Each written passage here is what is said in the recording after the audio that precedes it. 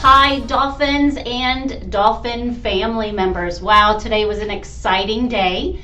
We had our pep rally for One School, One Book, and by now you've all taken home your copy of Charlotte's Web. Charlotte's Web, written by E.B. White, pictures by Garth Williams.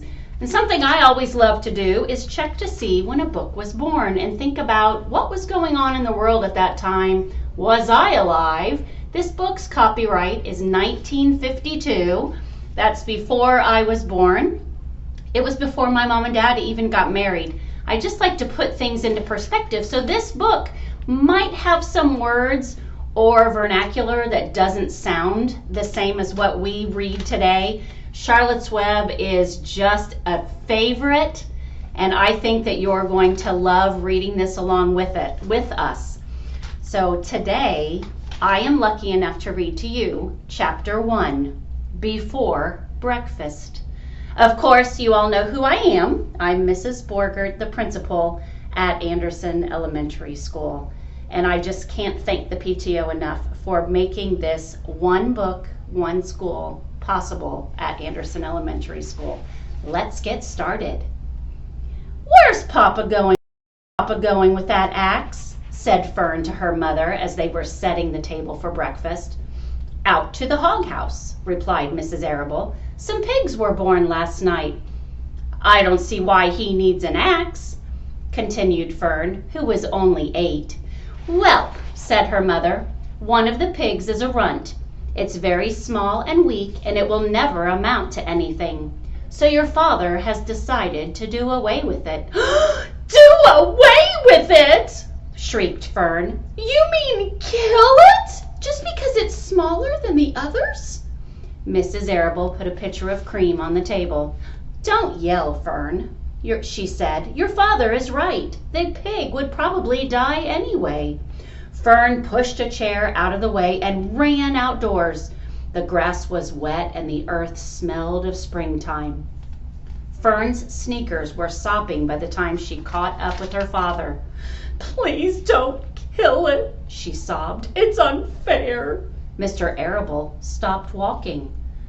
Fern, he said gently, you will have to learn to control yourself. Control myself? Yelled Fern. This is a matter of life and death, and you talk about controlling myself. Tears ran down her cheeks, and she took hold of the axe and tried to pull it out of her father's hand. Fern, said Mr. Arable, I know more about raising a litter of pigs than you do. A weakling makes trouble. Now run along. But it's unfair, cried Fern. The pig couldn't help being born small, could it? If I had been very small at birth, would you have killed me? Mr. Arable smiled. Certainly not, he said, looking down at his daughter with love. But this is very different. A little girl is one thing. A little runty pig is another. I see no difference, replied Fern, still hanging on to the axe. This is the most terrible case of injustice I ever heard of. A queer look came over John Arable's face. He seemed almost ready to cry himself. All right, he said. You go back to the house and I will bring the runt when I come in. I'll let you start it on a bottle, like a baby. Then you'll see what trouble a pig can be. When Mr. Arable returned to the house half an hour later, he carried a carton under his arm. Fern was upstairs changing her sneakers. The kitchen table was set for breakfast, and the room smelled of coffee, bacon, damp plaster, and wood smoke from the stove. Put it on her chair, said Mrs. Arable. Mr. Arable set the carton down at Fern's place.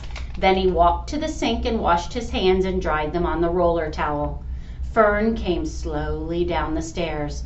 Her eyes were red from crying. As she approached her chair, the carton wobbled, and there was a scratching noise. Fern looked at her father. Then she lifted the lid of the carton. There inside, looking up at her, was the newborn pig. It was a white one. The morning light shone through its ears, turning them pink. "He's yours," said Mr. Arable, "saved from an untimely death, and may the good Lord forgive me for this foolishness." Fern couldn't take her eyes off the tiny pig. "Oh," she whispered, "oh, look at him. He's absolutely perfect." She closed the carton carefully. First she kissed her father, then she kissed her mother. Then she opened the lid again, lifted the pig out, and held it against her cheek. At this moment her brother Avery came into the room. Avery was 10. He was heavily armed, an air rifle in one hand, a wooden dagger in the other. "What's that?" he demanded. "What's Fern got?" "She's got a guest for breakfast," said Mrs. Arable. "Wash your hands and face, Avery." "Let's see it," said Avery, setting his gun down. "You call that miserable thing a pig? That's a fine specimen of a pig. It's no bigger than a white rat." "Wash up and eat your breakfast, Avery," said his mother. "The school bus will be along in half an hour." "Can I have a pig too, Pop?" asked Avery. "No, I only distribute pigs to early risers," said Mr. Arable. "Fern was up at daylight trying to rid the world of injustice. As a result, she now has a pig. A small one, to be sure, but nevertheless a pig. It just shows what can happen if a person gets out of bed promptly. Let's eat." But Fern couldn't eat until her pig had had a drink of milk. Mrs. Arable found a baby's nursing bottle and a rubber nipple. She poured warm milk into the bottle, fitted the nipple over the top, and handed it to Fern. "Give him his breakfast," she said. A minute later, Fern was seated on the floor in the corner of the kitchen with her infant between her knees, teaching it to suck from the bottle. The pig, although tiny, had a good appetite and caught on quickly. The school bus honked from the road. "Run!" commanded Mrs. Arable, taking the pig from her Fern and slipping a donut into her hand. Avery grabbed his gun and another donut.